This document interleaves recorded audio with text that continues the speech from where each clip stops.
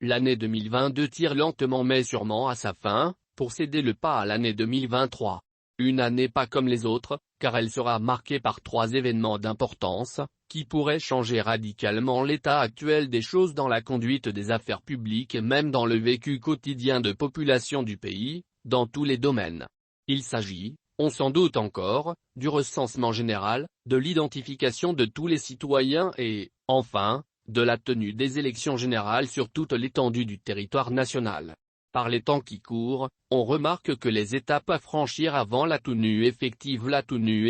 des élections reviennent régulièrement au centre des causeries et discussions de populations du pays très préoccupées par l'issue de celles-ci, notamment en ce qui concerne leur qualité, en épinglant plus particulièrement la question ci-après: quel est le prix à payer afin d'empêcher l'intrusion de voleurs de l'identité congolaise d'origine dans le processus en préparation? En effet, des informations persistantes des sources étrangères en République démocratique du Congo indiquent que des milliers et des milliers de sujets expatriés se préparent, s'ils ne l'ont pas encore fait jusqu'à présent, à déferler sur les régions congolaises d'immigration clandestine situées aux frontières communes, du sud, de l'ouest, mais aussi et surtout à celles de l'est qui défraient la chronique d'années en la matière. Mais les mêmes sources étrangères précisent que l'intrusion de voleurs de l'identité congolaise d'origine dans le processus en préparation ne partira pas exclusivement des régions africaines voisines de la République démocratique du Congo. Pour ces sources d'information, une invasion de ce pays se prépare de la même manière en Occident dans le camp des émigrés noirs africains déçus des États-Unis d'Amérique,